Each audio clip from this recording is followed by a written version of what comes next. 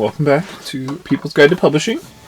I am your host, Joe Beal, the autistic publisher, author of A People's Guide to Publishing, the book, and founder and CEO of Microcosm.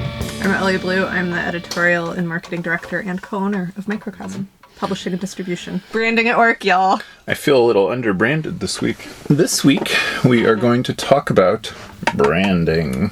Branding, not cattle. Depending on what kind of books you publish, maybe you have two kinds of branding to talk about. Most of the time, when people talk about branding in publishing, the brand is the author.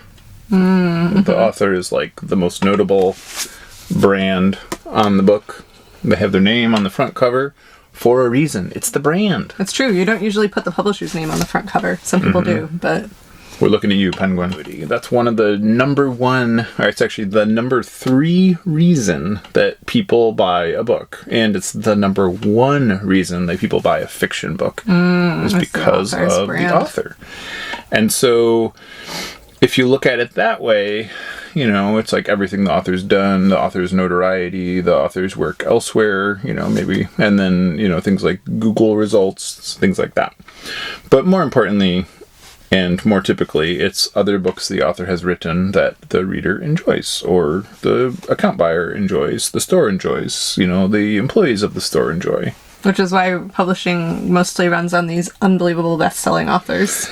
Yeah. Like the whole economy is tied up in the Danielle Steeles and John Grishams and Dean Kuntzes. That was something that I did not talk about in our episode from Winter Institute that suddenly feels very relevant now, is that what I learned is, and that's sort of why most independent bookstores are so ubiquitous in like how they appear, what they offer, what they sell, is they are sort of chained to and expected to carry all of the most popular mystery novels. They're expected to have all these romance novels. They're expected to have essentially all of the heavily marketed big budget books from the big 5 publishers, because that's what their regular customers are going to know about. That's what they're going to have seen reviews for. Those are the books that they are bred to want, have demand for, So that's why when you walk into a store, you're going to see a lot of the same books from one store to the next. So what's the lesson here for smaller publishers who don't have access to big name authors? You build your brand. And not just the author brand. And not just your cattle brand. You really need to look at things that you can do.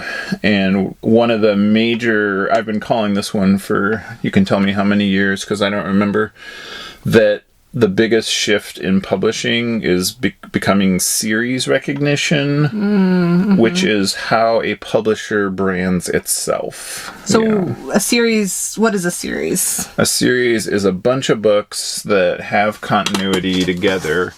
Like, this is one series. The Simple History. And so this volume is about Hawaii, and it's the history of Hawaii. It's one little volume.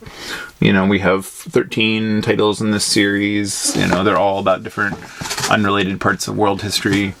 And then this is a different one, the Scene History series. This one is about punk in Lower East Side Manhattan in the early 80s, and how there was a large crossover from second generation people who had whose parents had survived the Holocaust, which and that's what the series is about, or what the book is about? This is what this issue is about. Similar to the Simple History series, the Scene History series each focuses on like a micro scene at a certain period in time. And they're by different authors. So you can have a series, like in fiction, I feel like most people are familiar with fictional series where you have like, between 2 and 20 million books that are all part of the same world and have the same characters. But in nonfiction, you can also have series that are brought together by either the same author or similar topic or a similar subject matter. One of my favorite series when I was growing up was called A Graphic Guide, and it had very simple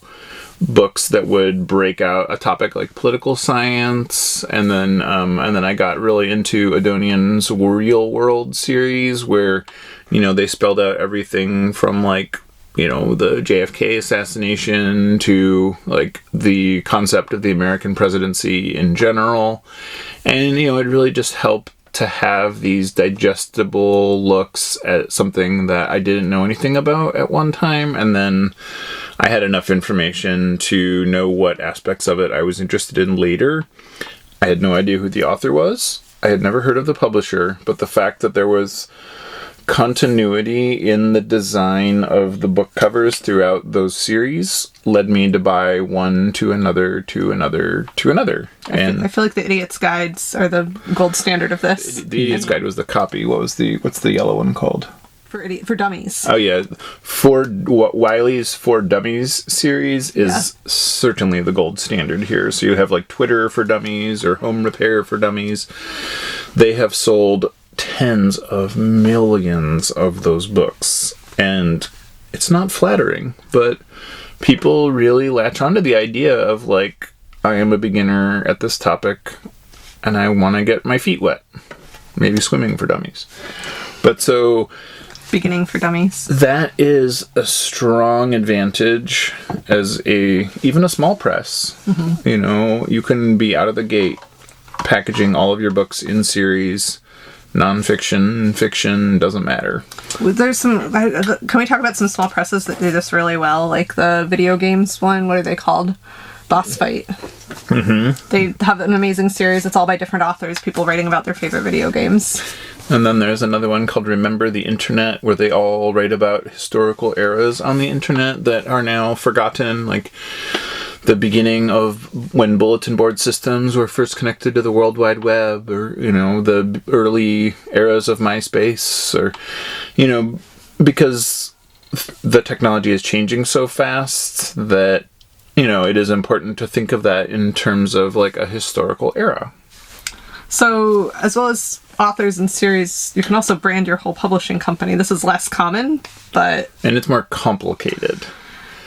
But, so, typically the way this is done similarly is by having a common trim size, having common design elements. One thing that Hawthorne does is they have a very unique trim size where it's a little narrower and a little taller, and then all of their books look the same.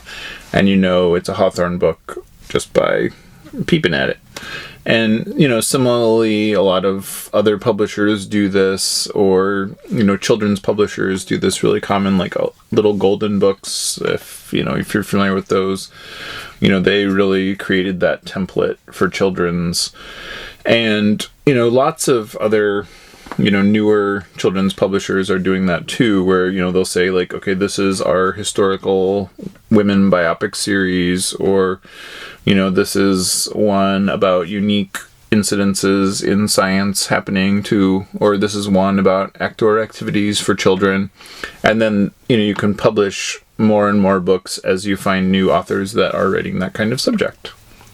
So, are there any downsides to branding yourself as a publisher? Well, you do sort of paint yourself into a little bit of a box, because what happens then is that, if some stores don't like the aesthetic, or if some stores don't get what you're doing, or a lot of times what happens if they don't sell the other books in the series, it can work both ways, because sometimes they'll say, oh, I'm only interested in this one, but the way the trim size and the development doesn't really work without having a shelf full of the other books in the series. Mm-hmm. So that can either bite you if they're like, I want this one to look like the other books in my store, or in some cases they'll say, okay, well, I'll take the whole series, because, which is often why working in series is the greatest boon. What about, like doing what Penguin does and putting your logo on the cover?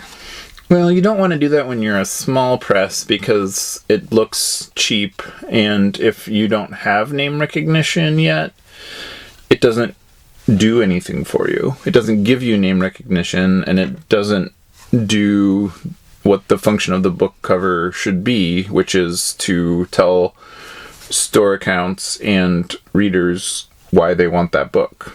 Almost nobody is going to buy that book because of who the publisher is. Once you've done, if you have very specialized publishing, if you're publishing books about how to repair espresso machines, then the name of your press might matter if you work with dozens of different authors, or if you do highly specialized photography or architecture books. Those kinds of arts books can matter a little more with who the publisher is. But in general, you want to avoid it because it just looks like you don't know what you're doing. I think there is something to be said for like having a brand identity, even if you're not communicating it really blatantly to the book trade. Yeah. Like, having like a really great logo that you're proud of and putting it on banners, and like whenever you do an event, have your branding at the event, and like on your website, have your branding. And as you build your audience of fans, like you'll be able to sell them books across series. Like if you have a subscription program like we do, or when you're at events, like people might come for the self-help books and leave with a book about punk music. So when you're starting out, you don't want to put the name of your press on the book cover because it looks cheap and it doesn't do what the book cover needs to do, which is tell the store accounts why they should have the book and who it's for and how to sell it. And it doesn't tell the reader why they want to buy the book because you're a new press. You don't have established history or credibility yet outside of like your friends who are going to buy it regardless because they're your friends. Whereas, when we had 100 or so titles, we went a little hog wild with putting our logo on things and putting it, and because people would buy our books because they were our books. We were the publisher. That was what made it interesting to them. And then they could assess, that something was interesting because we published it. And, that does go pretty well, once you have a little bit of a name. But then what happens is, you've published, 500 or so books, and, not everyone is of interest to every person anymore, or they age out of it, or they have new interests that grew in a different direction, or, they kind of got burnt out. So it really does show you the advantage of series more than the advantage of just using your press as your branding. Though the more we do consumer-facing events, like things, when that's a thing again. It'll happen again. Things someday. like RollerCon is an event that we do. Pride. Yeah, things like that where, at places like that, your brand and your logo are really important because it's the recognition, it's how people will remember you later, it's how people will recognize you if they're already familiar with you. And, similarly, like your website, if somebody reads and buys your book and they want to know more, that's like a great reason to have all that information and branding on your website. This has been A People's Guide to Publishing. I am your host, Joe Beal, author of A People's Guide to Publishing, founder and CEO of Microcosm. I'm Ellie Blue, editorial and marketing director here at Microcosm, and you can find our brand at microcosm.pub. Till then, thanks for joining us once again. Please send your questions to podcast@microcosmpublishing.com so we can answer them on future episodes. And please give us 5 stars on iTunes and everywhere else that podcasts are reviewed. You can find us on the internet at microcosm.pub, on Twitter at Microcosm, on Facebook at Microcosm Publishing, on Instagram at Microcosm_pub, and here in Portland, Oregon on North Williams Avenue. Thank you so much. Have a wonderful week.